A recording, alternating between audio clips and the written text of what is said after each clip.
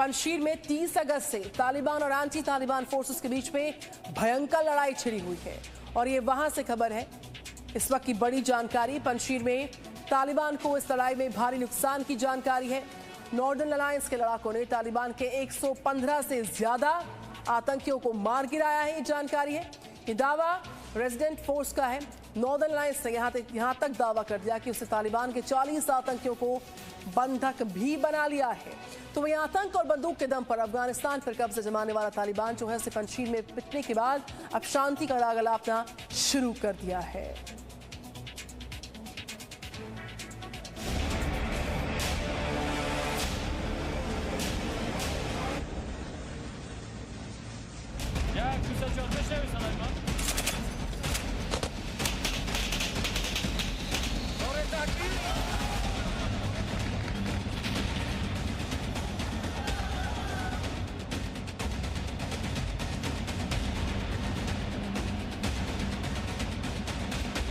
पंजशीर में प्रहार, तालिबान में हाहाकार।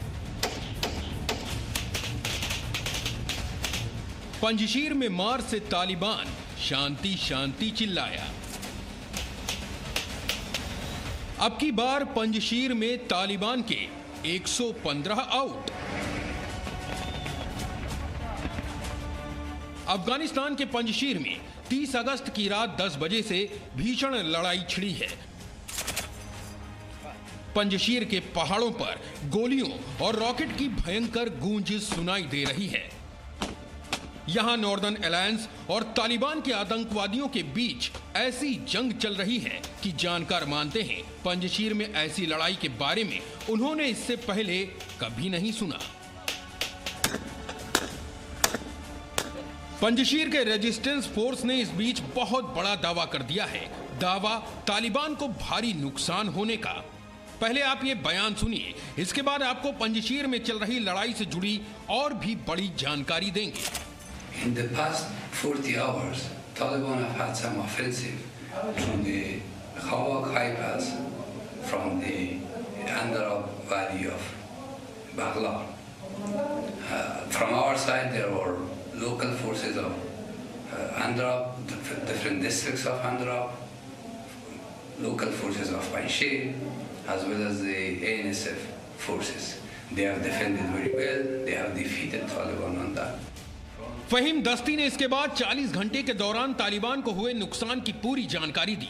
उन्होंने दावा किया कि एंटी तालिबान फोर्स ने लड़ाई में तालिबान के 40 आतंकवादियों को मार गिराया और तालिबान के 55 आतंकियों को गंभीर रूप से घायल कर दिया। From Taliban have lost 40 of their personnel, another 35 of them were wounded. 4 armies of Taliban were destroyed, 2 rangers of Taliban were destroyed, and they did not succeed on their offensive, and they did not advance even a kilometer. हालांकि अब पंजशीर में लड़ाई को लेकर ताजा जानकारी ये मिली है कि अहमद मसूद की अफगान नेशनल रेजिस्टेंस फोर्स ने तालिबान के 40 नहीं बल्कि 115 से अधिक आतंकवादी मार गिराए हैं। 55 आतंकवादी नहीं बल्कि 200 से अधिक तालिबानी आतंकियों को घायल कर दिया है और 35 तालिबानी आतंकवादियों को जिंदा पकड़ा है। इतने बड़े पैमाने पर तालिबान को नुकसान होने का दावा करने के बाद अफगान नेशनल रेजिस्टेंस फोर्स ने यह भी कहा कि तालिबान के आतंकी हार मिलने के बाद पंजशीर से जान बचाने के लिए उल्टे पांव भाग रहे हैं।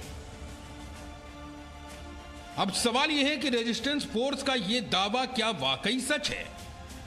इसकी संभावना काफी ज्यादा दिखती है क्योंकि तालिबान के एक नेता ने पंजशीर में लड़ाई पर बहुत बड़ा बयान दिया है। पंजशीर के लोगों को एक रिकॉर्डेड ऑडियो संदेश भेजकर तालिबान के नेता आमिर खान मोटाकी ने कहा, इस्लामिक अमीरात सभी अफगानों का घर है। तालिबान ने सभी लोगों को आम माफी दे दी है। ऐसी स्थिति में वे भी समर्पण कर दें और हथियार डाल दें क्योंकि तालिबान ने पंजशीर घाटी को चारों तरफ से घेर लिया है। हालांकि तालिबान फिर भी लड़ना नहीं चाहता, लेकिन इसके बाद भी कोई गलतफहमी है तो तालिबान विरोधी नेता ये बात याद रखें कि तालिबान को हराना उस वक्त भी संभव नहीं था जब नाटो और अमेरिकी सेनाएं ऐसे गुटों के साथ खड़ी थी। आमिर खान मुटाकी की यहां तक की बातचीत से ऐसा लग रहा था कि मानो तालिबान पंजशीर में बढ़त बनाने की ओर है। उसने पंजशीर पर पकड़ बना ली है, लेकिन इसके बाद ही आमिर खान मुटाकी ने लाचारी बयां कर दी और शांति की दुहाई देने लगे। पंजशीर के नेताओं से वार्ता की कोशिश की जा रही है, लेकिन अभी तक कोई नतीजा नहीं निकला है। फिर भी हम चाहते हैं कि लड़ाई आगे ना बढ़े। मसला शांति से भी सुलझाया जा सकता है। यानी पंजशीर में तालिबान को कुछ न कुछ बड़ा नुकसान जरूर हुआ है और इसीलिए बंदूक के दम पर अफगानिस्तान जीतने वाला तालिबान पंजशीर में अब अमन की बातें करने लगा है, इस्लाम की दुहाई देने लगा है। ब्यूरो रिपोर्ट, जी मीडिया।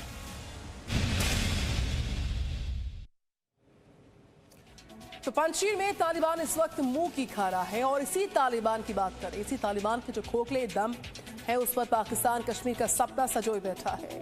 खुफिया एजेंसियों की खबर है कि यहाँ पर अफगानिस्तान से तालिबान के लिए लड़ाई लड़कर लौट रहे 8000 आतंकी इस वक्त पाकिस्तान अधिकृत कश्मीर में है, पीओके में है और पाकिस्तान की खुफिया एजेंसी ISI अब इन्हीं आतंकियों को आगे करके कश्मीर में आतंकी साजिश का प्लान बना रही है, जिसके खिलाफ CRPF ने हुंकार भर दी है और तालिबान से क्रूरता सीख कर आए इन आतंकियों को सबक सिखाने की चेतावनी दे दी है।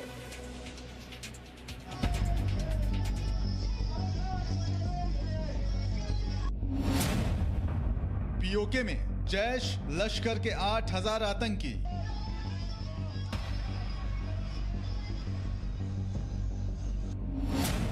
तालिबान से आतंक की ट्रेनिंग लेकर लौटे।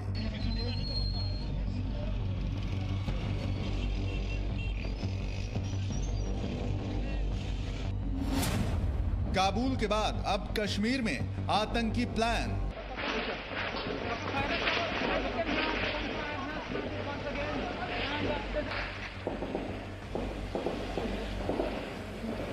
तो हिंदुस्तान की ये हुंकार भी अब ठीक से सुन ले आतंकिस्तान। घटनाएं जब भी घटती हैं उनको हमारी फोर्सेस नेस्तनाबूद करने में सक्षम है और करती जा रही हैं। जैसे जैसे सिचुएशन डेवलप करेगी वैसे वैसे हम उससे लड़ने में सक्षम रहेंगे, इसमें कोई दो राय नहीं है। पीओके से आई इस रैली की तस्वीरें आप जी न्यूज पर पहले भी देख चुके हैं। ये वो आतंकी हैं जो अफगानिस्तान में तालिबान के लिए लड़ाई लड़कर लौटे हैं। अफगानिस्तान में तालिबान के कब्जे के बाद इन्होंने पीओके में बाकायदा जीत का जश्न मनाया और AK-47 से जमकर फायरिंग की थी। लेकिन अब इनके बारे में भारतीय खुफिया एजेंसियों को जानकारी मिल रही है कि इन 8000 आतंकियों की मदद से जैश और लश्कर के साथ मिलकर ISI भारतीय सुरक्षा बलों के खिलाफ बड़ी साजिश का प्लान बना रही है। और खबर ऐसी भी है कि ISI अफगानिस्तान में वहां की फोर्सेस और अमेरिकी सेना से हासिल किए गए आधुनिक हथियारों का इस्तेमाल इन आतंकियों की घुसपैठ कराकर जम्मू कश्मीर में कर सकती है। तो ऐसी साजिशों पर CRPF के DG ने दुश्मनों को क्या चेतावनी दी है, ये आज दुश्मनों को सुननी चाहिए। ऐसा नहीं है कि अभी हमारे पास जो हथियार है उससे नहीं लड़ा जा सकता। ऐसा नहीं है कि अमेरिकन हथियार आ जाएंगे तो हमारे हथियार बेकार हो जाएंगे, ऐसा नहीं है। तालिबान से क्रूरता सीख कर आए ये आतंकी खुद को खूंखार समझने लगे हैं। ये भ्रम में हैं कि भारतीय सुरक्षा बल अब इनका मुकाबला नहीं कर पाएंगे। इन आतंकियों को पालने वाले जैश और लश्कर को भी कुछ इसी तरह की गलतफहमी हो चली है। तो आज उनकी ये सारी गलतफहमी दूर करने का वक्त है। आएंगे तो कहीं से आपकी सरहद को पार करके ही आएंगे ना, तो सरहद से लेकर के जहाँ तक आएंगे वहाँ कोई ऐसे हम लोग खाली थोड़े ना बैठे हैं, आने देंगे क्या? हम लोग उसके हिसाब से एक्शन लेंगे। गलतफहमी सिर्फ पाकिस्तान में छिपे आतंक के आकाओं को ही नहीं है, बल्कि ऐसे ही भ्रम में पाकिस्तान सरकार तब से जी रही है जब से अफगानिस्तान पर तालिबान का कब्जा हुआ है। इमरान और बाजवा समझते हैं कि तालिबान कश्मीर के मसले में पाकिस्तान का साथ देगा, जबकि तालिबान पहले ही कह चुका है कि वो कश्मीर के मामले में नहीं घुसेगा। लेकिन ये तालिबान है और इसीलिए हिंदुस्तान हर खतरे से सावधान है। We have to ensure that we are prepared to fight all actions by the terrorist activities. Our nation is committed to ensure that we have a terrorist-free environment in this region. कुल मिलाकर हिंदुस्तान हर तरफ से आतंक से निपटने के लिए तैयार है और पाकिस्तान का ये गुमान तोड़ने और आतंकियों को ऊपर पहुंचाने के लिए सेना के शूरवीरों को दुश्मनों का इंतजार है। ब्यूरो रिपोर्ट, जी मीडिया।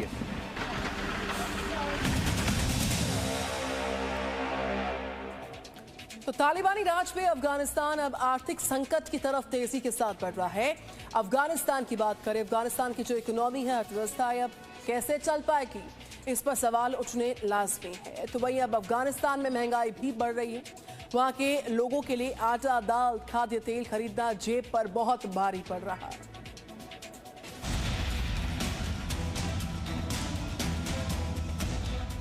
तालिबान राज में कंगाल अफगानिस्तान।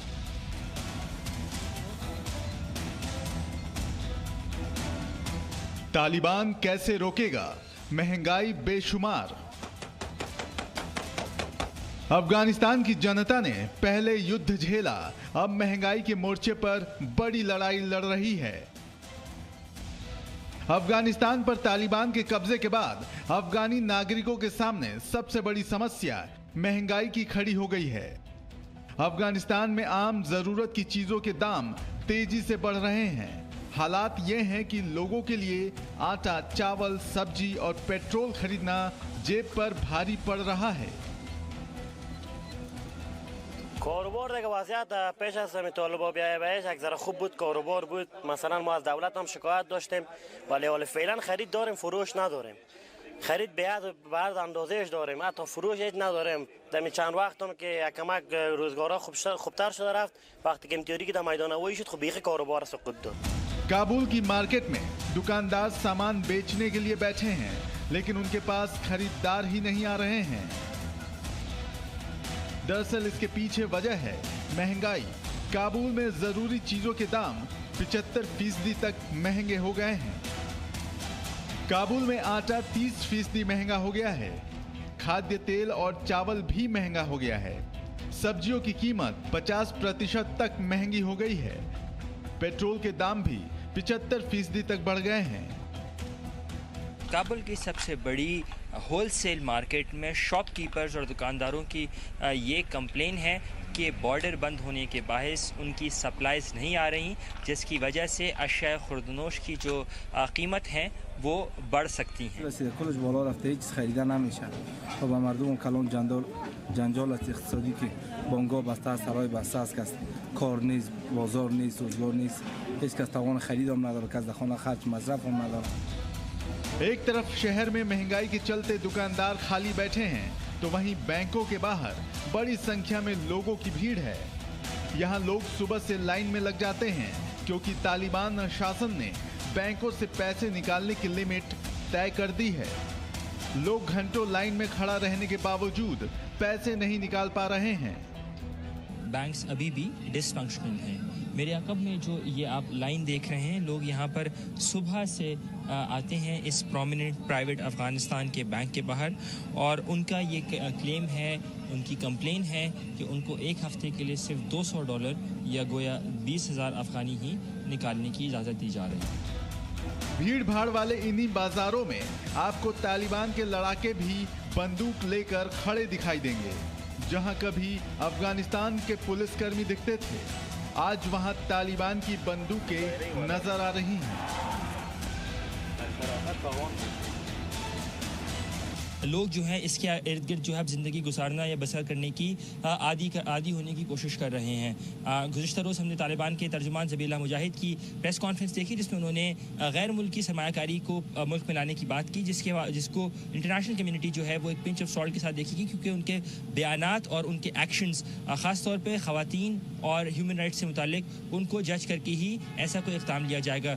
दूसरी तरफ मैं आपको बताऊँ कि गवर्नमेंट फॉर्मेशन के हवाले से 3 रोज़ा जो कंसल्टेशन कंदहार में ख़त्म हो चुकी हैं, और जल्द ही हम एक्सपेक्ट कर रहे हैं कि जो गवर्नमेंट फॉर्मेशन के हवाले से कोई ना कोई ऐलान जो है अगले 4 से 5 रोज़ के अंदर कर दिया जाएगा।